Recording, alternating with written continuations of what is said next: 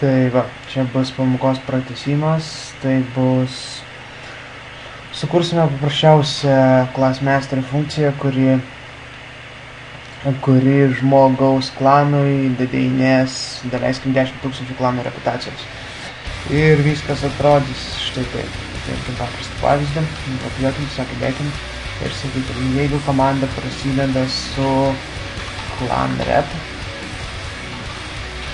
atidarom lauktus kliaustus ir šiandien rašom sąlygą. Jeigu žaidėją ištraukiam iš pradžių klaną ir klanas yra nelygus nuliui, kam nelygus nuliui, gerai, ką mes čia prašom.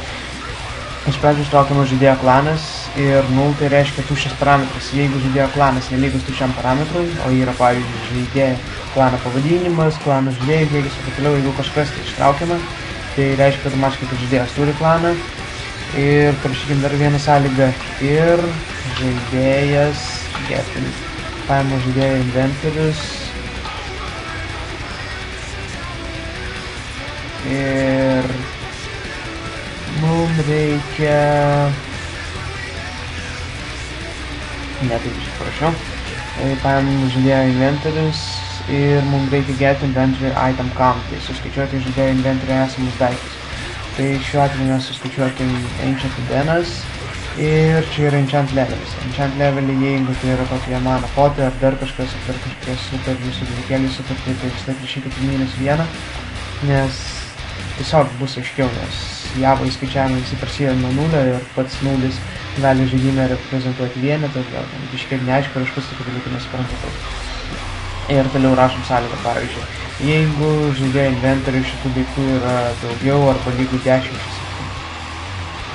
ir vienas kliaustas. Tai va, gerai, dabar viskas turėtų būti gerai. Toliau rašom sąlygą, kas tau nepatinka su šitas kliaustai vienas, tiek šikšma. Va, turėtų būti vis daug vienas kliaustas. Toliau rašom paprasčiausią sąlygą. Sakykim, patikrinkim, iš pradžių mes automatiškai išimsime žaidėjo inventoriaus tuos 10 festivalodėlį. Tai rašykim vėlgi sąlygai ir jie atrodys maždaug player. Tai player destroy item by item ID ir toliau. Processus rašom class master, kadangi mūsų pats palas vadinasi L2 class master instance. Item ID 6673, count 10 mums reikia sunaikinti, ką mes ją sunaikinsim, tai playeriai, ir ar mes jam siunsim žinutę, tai kaip jie buvo sunaikinti, tai sakykim, kad siunsim tai true.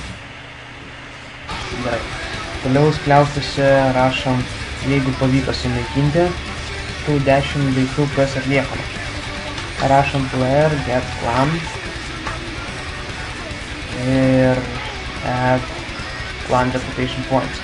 Toliau įrašom, kiek būtent pointų mes norim dėti, tai mūsų atveju 10 000 ir ar jas išsaugoti, taip išsaugoti.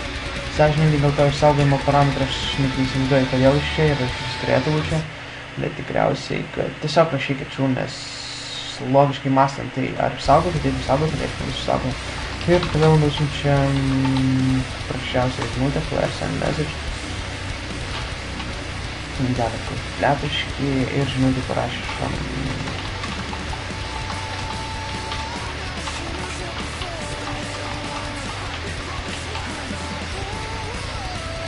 Ir taip pat, jeigu dabar, pavyzdžiui, nepavyko pridėti ir nepavyko, sakykim, sunaikinti 10 šitą dieną. Tai rašom paprasčiausią funkciją, paprasčiausią kitą variantą, ne funkciją. Rašom, tiesiog nusiunčiam žaidėjui žinutę, kad to nepavyko.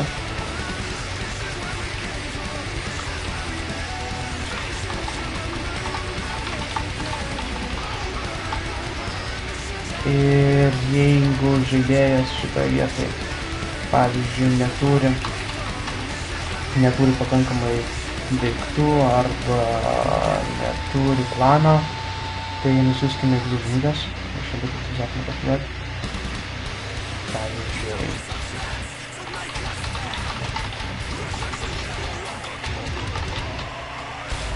Ir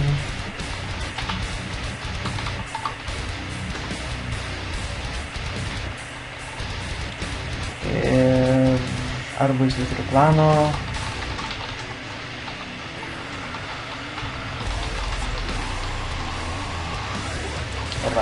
Ir paprasčiausiai parašę šitas eilutes, jums toliau reikės tiesiog sukurti paprasčiausiai HTML failę class master komandą, kuri prasidėtų su clan rep. Tai ir padarykime.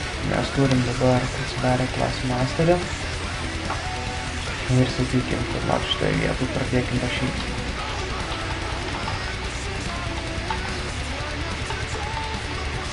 Tiesiog kopijuokite eilutes ir vietoj tokios komandos parašykite. Tokią komandą, kokią jūs sukūrėte Javai, tai mūsų atveju clan rep. Tada sakysim.